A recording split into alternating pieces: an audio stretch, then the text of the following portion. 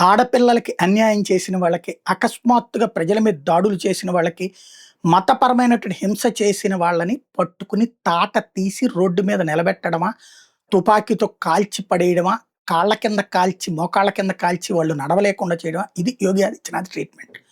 అక్రమంగా ఆస్తులు లాక్కున్నోళ్ళని, రౌడీలని, అరాచక శక్తుల్ని.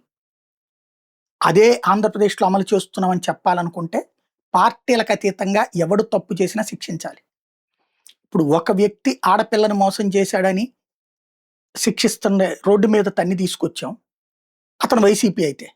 అదే మన కూటమి నాయకుడైతే ఓపెన్‌గా మహిళ రోడ్డెక్కి టీవీల్లో చెప్తున్నా, అతను కనీసం ఎమ్మెల్యేతో రాజీనామా కూడా చేయించలేకపోయాం.